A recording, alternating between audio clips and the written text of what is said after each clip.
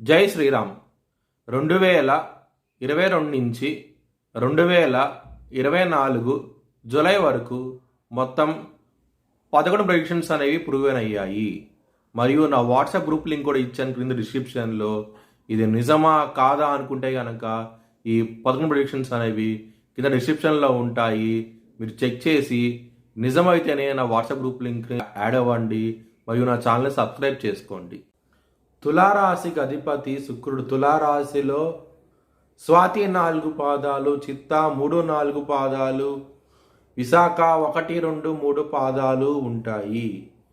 ఏ నక్షత్రం వాళ్ళందరికీను నేను చెప్పే వార ఫలితాలు వర్తిస్తాయి.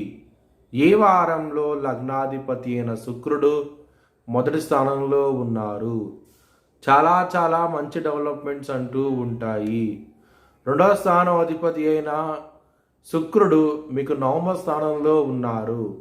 కుటుంబ సభ్యుల నుంచి సహకారం వచ్చే అవకాశం ఎక్కువగా ఉన్నది. ఈ వారంలో చాలా చాలా ఆనందంగా ఉంటారు. సప్తమ స్థానం అధిపతి అయిన కుజుడు నవమ స్థానంలో ఉన్నారు. మ్యారేజ్ పరంగా ఎక్సలెంట్ డెవలప్మెంట్స్ అంటూ ఉంటాయి. ఈ వారంలో చాలా ఆనందంగా ఉంటారు. మ్యారేజ్ అవ్వని వాళ్ళకి కూడాను మ్యారేజ్ అయ్యే అవకాశం ఎక్కువగా ఉన్నది. ఒకవేళ మీ జన్మ జాతకంలో కనుక దశలు అంతర్దశలు కనుక యోగించకుండా ఉంటే కనుక ఇది వర్తించదు. అష్టమంలో గురువు ఉన్నారు. కష్టాలంటూ ఎక్కువగా చూస్తూ ఉంటారు. ముఖ్యంగా కోర్టు కేసు విషయాల్లో మాత్రం వ్యతిరేకత వచ్చే అవకాశం ఎక్కువగా ఉన్నది. జాగ్రత్త అంటూ ఎక్కువ తీసుకోండి. 6వ స్థానంలో రాహు ఉన్నారు. హెల్త్ విషయంలో ఇబ్బంది పడే అవకాశం ఎక్కువగా ఉన్నది. జాగ్రత్త అంటూ ఎక్కువ తీసుకోండి. మీరు సూర్యాష్టకాన్ని మరియు హనుమాన్ చాలీసాని పారాయణం చేయండి. మంచి డెవలప్మెంట్స్ అంటూ ఉంటాయి. 5వ స్థానంలో శని ఉన్నారు. శని ఇబ్బందికరంగా ఉండబోతున్నారు. ముఖ్యంగా లవర్స్కి మాత్రం ఇబ్బంది పెట్టే అవకాశం ఎక్కువగా ఉన్నది. ఈ వారంలో జాగ్రత్త అంటూ ఎక్కువ తీసుకోండి. కెరియర్ పరంగా ఎక్సలెంట్గా ఉండబోతోంది. ఈ వారం అనేది చాలా చాలా ఆనందంగా ఉంటారు.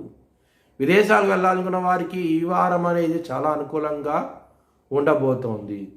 మీ భవిష్యత్ వివరాల కోసమై హెచ్ఎల్ఎన్ జ్యోతిష్యాలను సంప్రదించండి.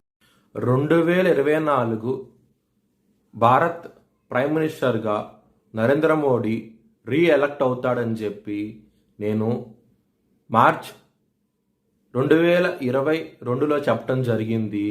అది ఈ నెల ప్రూవ్ అయ్యింది. Thanks for watching this video. Please like, share and subscribe my channel.